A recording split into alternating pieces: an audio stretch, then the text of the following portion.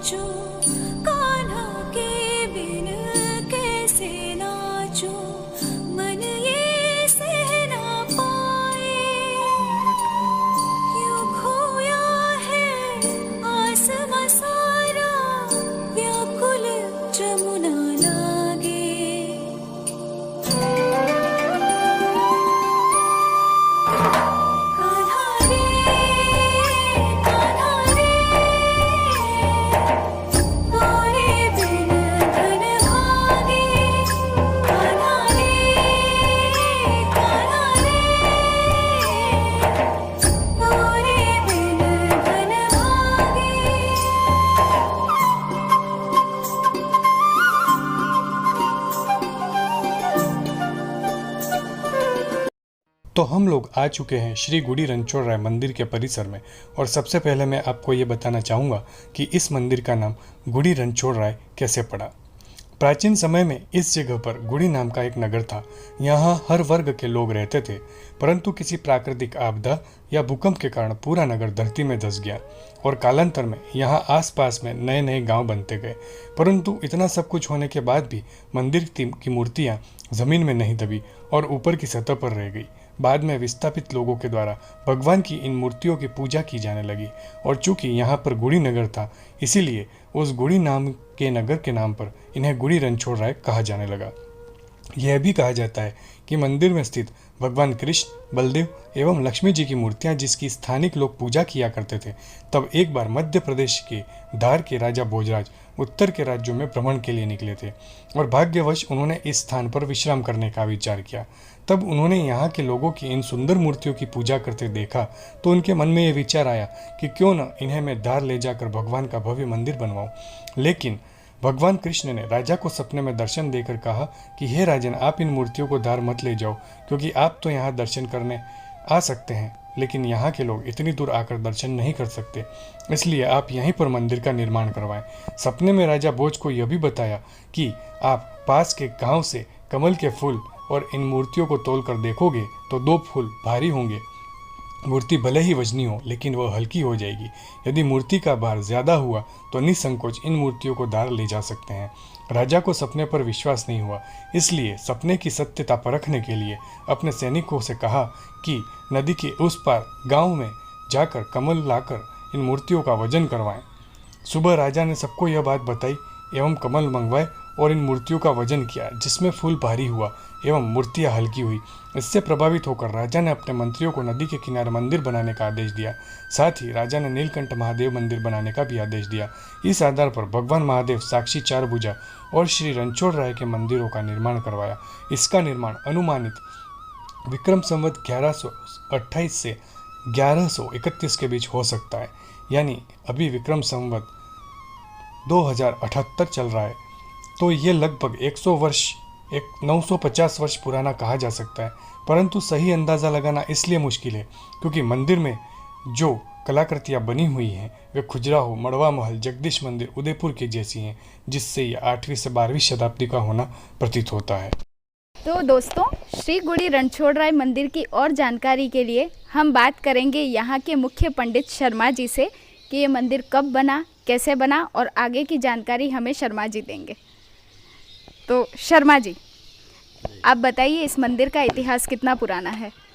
मंदिर लगभग 1000 साल पुराना है। विक्रम संवत 1111 में मंदिर का कार्य शुरू हुआ और विक्रम संवत 1131 में इस मंदिर की प्रतिष्ठा हुई। एमपी में धार के राजा भोजराज थे, उन्होंने इस मंदिर का निर्माण कराया। आप कितने सालों से यहाँ पर सेवा दे रहे हैं? लगभग मेरे यहाँ पर 45 वर्ष हो गए यहाँ पूजा करते करते। इससे पहले हमारे दादाजी ने वो पूजा करते थे। पीढ़ी दर पीढ़ी ये परंपरा चल रही है। आप हमारे दर्शकों को मंदिर के बारे में कुछ बताना चाहेंगे, यहाँ का कोई चमत्कार? बिल्कुल, यहाँ पर क्या है, पूर्णिमा को, हर पूर्णिमा को मेला लगता है और भगवान के सोने का आभूषण चढ़ते हैं और लगभग यहाँ से 50 किलोमीटर दूर के रेंज से लोग यहाँ पर आते हैं और विशेष रूप से जिनके कोई बाल बच्चा नहीं हो उनके यहाँ बाधा लेते और वो भक्ति से यहाँ कर भगवान की पूजा अर्चना करते और उनकी मनोकामना पूर्ण होती है। यहाँ का जो सोने का श्रृंगार है उससे मैं बहुत ज़्यादा इम्प्रेस हुई हूँ। ये श्रृंगार जो आपने भगवान का किया है, उन्हें स्वर्ण आभूषण पहनाए हैं, ये बहुत ही खूबसूरत हैं। ये सब आप लोग कैसे करते हैं? ये सिर्फ पूर्णिमा को ही होता है या हर दिन भगवान का अलग अलग सोने का श्रृंगार, या हर महीने, या कैसे किया जाता है ये? नहीं, भगवान की पूजा तो श्रृंगार तो रोज़ होती है, लेकिन रोज़ क्या है, वो चंदन वगैरह उससे तिलक करके वो कपड़े के आभूषण वो पहनाए जाते हैं और हर पूर्णिमा को भगवान के सोने का श्रृंगार होता है और पूरा मेला लगता है, दर्शनार्थी आते हैं और लगभग 12 महीने में 12 पूर्णिमा यहाँ पर सोने का श्रृंगार। दोस्तों, जैसा कि आप सभी लोग देख सकते हैं, ये मंदिर सिर्फ एक मंदिर ही नहीं, एक बहुत ही खूबसूरत पिकनिक स्पॉट भी है। जी हाँ, रणछोड़ जी मंदिर से सिर्फ 1 किलोमीटर आगे अगर आप जाएंगे तो आप देखेंगे यहाँ का प्राकृतिक सौंदर्य। यह जैसा कि आप मेरे पीछे देख सकते हैं, यहाँ है माही माता, जिसे वागड़ में माही सागर के नाम से भी जाना जाता है। ये एक बहुत ही खूबसूरत और बहुत बड़ी नदी है, जैसा कि आप सभी लोग देख सकते हैं। प्राचीन बड़े बड़े पत्थर हैं यहाँ पर। माही सागर यानी कि वागड़ की गंगा, जो बांसवाड़ा और डूंगरपुर जिले की जीवनदायिनी नदी है। यह श्री गुड़ी रणछोड़राय मंदिर के बिल्कुल ही पीछे स्थित है। बहुत सुंदर नदी है और बहुत ही प्राचीन नदी है। शाम के समय दर्शन करने के बाद माही नदी के किनारे आना एक अद्भुत आनंद देता है। तो दोस्तों, आइए जानते हैं आपको यहाँ आने के लिए क्या करना है। तो दोस्तों, आपको यहाँ पे आने के लिए क्या करना है कि यदि आप गुजरात से आ रहे हैं तो अहमदाबाद से जो बस आपको दिख रही है वो आपको 9:30 बजे मिलती है अहमदाबाद से और आपको ये मोटा गांव में ला के रखती है। इसके अलावा अगर आप बांसवाड़ा से आ रहे हैं तो गनोड़ा आकर आपको 5 किलोमीटर राइट हैंड साइड में मुड़ना है। यदि आप उदयपुर की तरफ से आ रहे हैं तो आपको सावला बेणेश्वर धाम से होते हुए आपको मोटा गांव आना है। मोटा गांव एक बहुत प्राचीन और ऐतिहासिक गांव है। यहाँ पर सभी जातियों के लोग रहते हैं। यहाँ पे उच्च माध्यमिक विद्यालय तथा टेक्नोलॉजी से मोटा गांव अब जुड़ता जा रहा है। मोटा गांव का अपना एक अलग ही इतिहास है। श्री गुड़ी रणछोड़राय मंदिर जाने के लिए आपको यहाँ पे आना ही पड़ेगा। अगर आप यहाँ पे आ रहे हैं तो मोटा गांव में स्थित अन्य सुंदर क्षेत्रों से आप अवगत हो सकते हैं, क्योंकि यहाँ पे गांव के बीचों बीच श्री राधा कृष्ण जी का भव्य मंदिर है।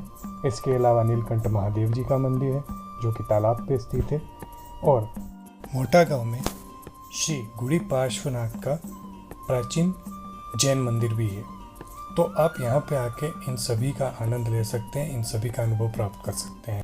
तो दोस्तों, अगर आपको मेरा आज का ये वीडियो पसंद आया है तो प्लीज़ मेरे चैनल को लाइक करें, सब्सक्राइब करें, शेयर करें और कमेंट करके ज़रूर बताएं कि आपको यहाँ आकर कैसा लगा। जो लोग आ चुके हैं वो मुझे अपना एक्सपीरियंस ज़रूर बताएं और जो लोग आने की प्लानिंग कर रहे हैं वो भी कमेंट में ज़रूर बताएं।